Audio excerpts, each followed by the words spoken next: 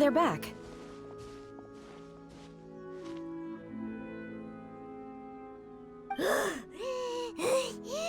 Paimon's pooped. Hi. Why are there only two of you left? After you left, Yao Yao and Shu Yu tired themselves out playing with their kites. Gao Ming offered to escort them home. Before he left, he said something that I don't quite understand. Oh? What did he say? He said, a kite is always tied down no matter how far it flies or how high it soars. Its tether prevents it from ever truly flying free. He looked quite dejected as he said this. Now that you mention it, Gao Ming did seem to have a rather strange attitude towards kites. A reflection of himself. If I were a kite, I would cherish that tether as a symbol of kinship and the bonds that tie us and... Shenhe? It may be an exceedingly slim and distant connection, but lose it, and you lose that which links you to home. If Gao Ming truly sees a kite as a reflection of himself, then I fear I understand his words even less. Well, people often have different points of view depending on their mindset and experiences, right? It's actually quite normal. Just like some people can eat spicy food, but others won't go anywhere near it? Exactly. That's why tolerance and understanding are as important as they are. Tolerance and understanding? What brought about this conversation? Did one miss something? We were just chatting. You don't have to butt in on every little thing, you know. Where were you anyway? One was merely doing a bit of cooking. Night fast approaches. If you are otherwise unoccupied, one would entreat you to stay and eat before you depart. Oh, it's been so long since I've had the chance to enjoy your cooking, Cloud Retainer. Worry not. One has prepared a variety of meat and vegetable dishes. One is more than familiar with everyone's culinary proclivities. Shenhe, Ganyu, come with me. Whoa, what's with all the secrecy? You're not trying to play favorites, are you? If you're ready to serve the food, we can help too.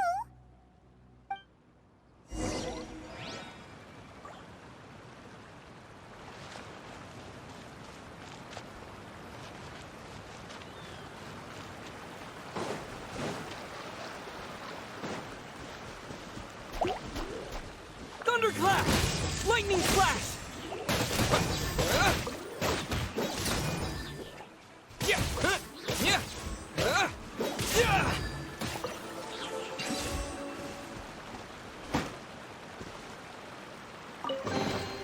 I'll keep this close.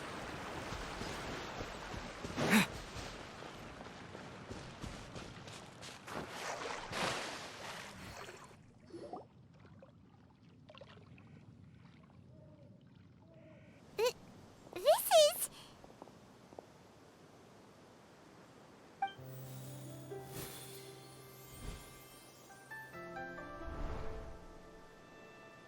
Oh, I can feel the wind brushing against my legs. This is a bit embarrassing.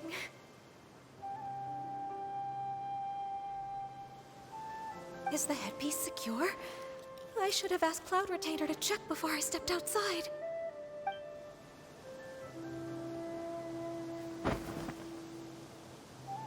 How do we look? Huh? She asked them just like that? You look pretty too, Ganyu! Oh, how should Paimon put it? You both look so elegant and refined!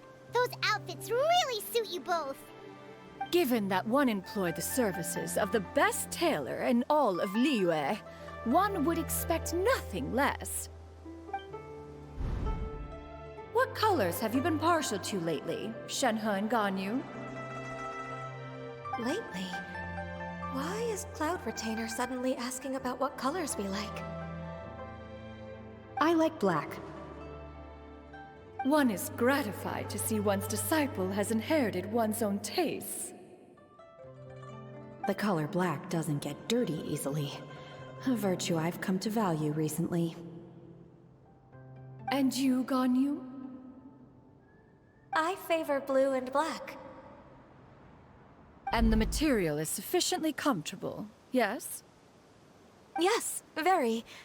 I simply cannot thank you enough, Cloud Retainer. For this gift. And the kite, too. Thank you, Master.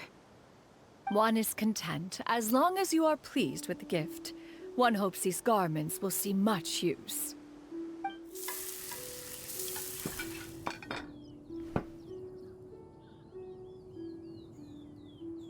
Seems like your supreme cuisine machine is just getting better and better, Xianyun!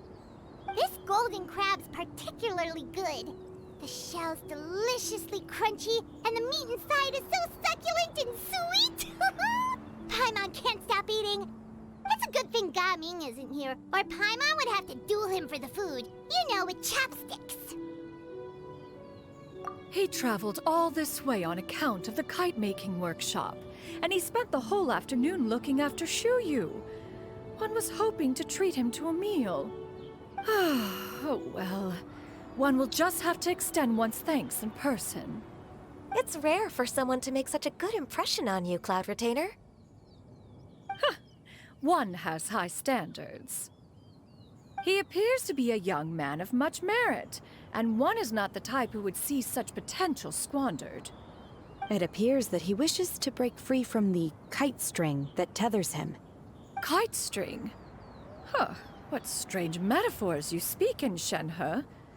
Ever since you returned from one mean restaurant, your turns of phrase render one at quite the loss. Where do we even begin? Oh, do you know about the conflict between Gaming and his dad, Xianyun? One has only heard that the two are not on good terms. He ran away from home and hasn't been back since. Oh? Ran away, you say? Oh. One believes we would all benefit from a more thorough retelling. Start from the beginning. Oh, okay. Paimon just hopes he won't mind. What? This shall not do. Lantern Rite fast approaches. We must make haste. As one was contacting various tailors around Liyue, one could not help but be reminded of Menogias. He possessed a singular talent for clothing design. He had an exquisite eye, not just for fabric selection and color pairing, but also for what accessories could best accentuate a garment's overall styling. At a gathering of Adepti, Bonanis once complained in secret to some of the ladies in attendance that the skirt Menogias made for her was too long and impractical, lamenting that it would only hinder her in battle. However, when one asked Menogias his opinion, he remarked that the train of the skirt would serve to enhance her adeptal countenance by exemplifying a certain elegance. Menogias was that type of person. When it came to topics relating to garments and accessories, not even Rex Lapis could best his stubbornness. And later... one seems to have strayed off topic. One means to say that Lantern Rite should be a day of reunion. It is a time to address problems before they turn into regrets. Fate is fickle.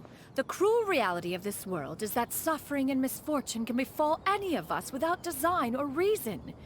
If there is a chance for young people to remain insulated from this reality, one should do one's utmost to make it so. That's nice and all, but... Do you have any ideas, Cloud Retainer? Perhaps adeptal arts could be of use. No. Mechanics, perhaps. One fails to see its use in a situation such as this. Is there anything I can do to help? Combining our efforts is a fine idea indeed. aha! One has an idea. How about this? Does that make sense to everyone? Yep. Oh, Paimon really hopes this works. One's designs never fail. Now then, I counsel rest for all, and to make the necessary preparations. One shall see you in 2 days.